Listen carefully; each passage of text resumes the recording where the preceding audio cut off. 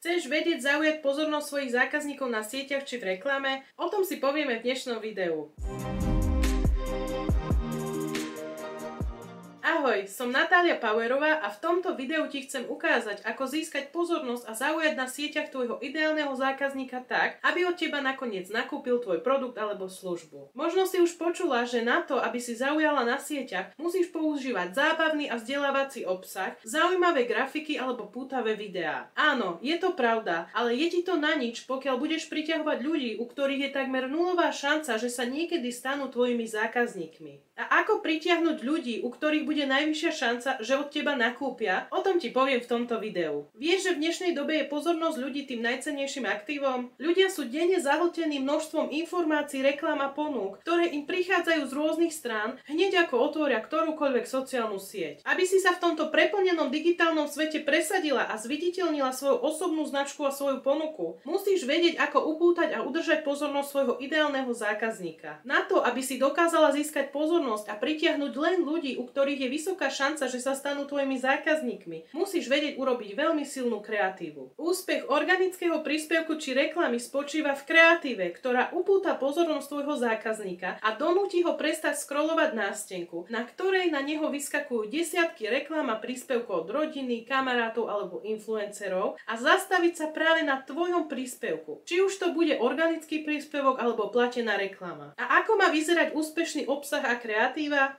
Príspevok musí vyzerať tak, aby zaujal pozornosť tvojho ideálneho zákazníka a ostatných nezaujímal. Napríklad, ak vytvoríš obrázok, na ktorom bude rozkošná mačička, tak je veľká pravdepodobnosť, že zaujme skoro všetkých a vtedy zaujme aj ľudí, ktorí nie sú tvoji zákazníci. A to nechceme. Chceme zaujať niekoho, kto má potenciál nakupovať. Napríklad môj ideálny zákazník môže byť podnikateľka, ktorej sa nedarí v predaji na internete. Čiže pokiaľ chcem zaujať takéhoto človeka a chcem, aby mi dal musím pridávať príspevky alebo videá na tému podnikania a predaja. Videá s hodnotným obsahom, ktoré jej pomôžu v získavaní zákazníkov. Takto si dokážeš postupne nazbierať veľmi relevantných ľudí, u ktorých bude najvyššia šanca, že v budúcnosti nakúpia. Avšak pokiaľ robíš reklamu a môj ideálny zákazník je podnikateľka, ktorej sa nedarí v predaji cez reklamu, musíš postupovať inak. Musíš vyrobiť podstatne viac zacielenú kreatívu, ktorá ju zaujme. Napríklad môžeš vyrobiť obrázok, na ktorom je žena, ktorá sedí za počítačom, drží sa za hlavu, okolo sú peniaze a na pozadí je výstrižok z Meta Business Manageru, čo je program, v ktorom sa Facebook reklamy robia. A môj ideálny zákazník tento výstrižok pochopí, preto ho takýto vizuál osloví.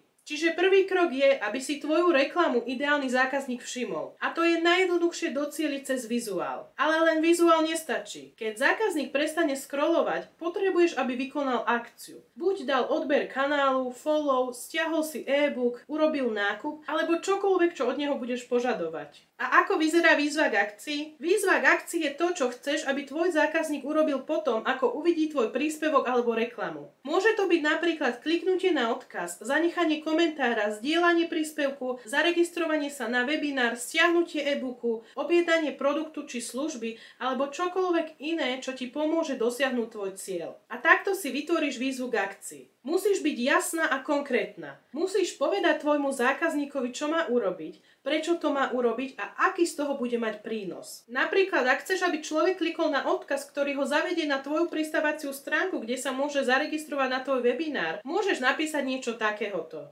Chceš sa naučiť, ako zvýšiť svoje predaje cez reklamu? Klikni na tento odkaz a zaregistruj sa na môj online webinár, kde ti ukážem, ako vytvoriť úspešné reklamné kampane, ktoré ti prinesú viac zákazníkov a zisku. Takto si povedala tvojmu zákazníkovi, čo má urobiť, teda kliknúť na odkaz a zaregistrovať sa, prečo to má urobiť, aby sa naučil, ako zvýšiť svoje predaje a aký z toho bude mať prínos, teda úspešné reklamné kampane rovná sa viac zisku a zákazníkov. Výzva k akcii je práve to, čo ti pomáha dosiahnuť tvoj cieľ s tvojim príspevkom alebo reklamou, aby si dosiahla vyšší počet relevantných sledovateľov alebo získala nákup. Pretože dobrá výzva k akcii spraví rozdiel medzi úspešným a neúspešným predajom. Toto je len pár krokov, ako zaujať pozornosť nových klientov zo siete či reklamy. Dúfam, že sa ti video páčilo a že si sa naučila niečo nové. Ak áno, daj mi to vedieť lajkom a komentárom pod toto video. Budem rada, ak mi napíšeš, čo sa ti páčilo a čo by si chcela vidieť v ďalšom videu. Alebo ak máš nejakú otázku, napíš mi ju pod video a ja na ňu rada odpoviem. A nezabudni sledovať môj kanál, pretože čoskoro príde ďalšie video, ktoré nebudeš chcieť zmeškať.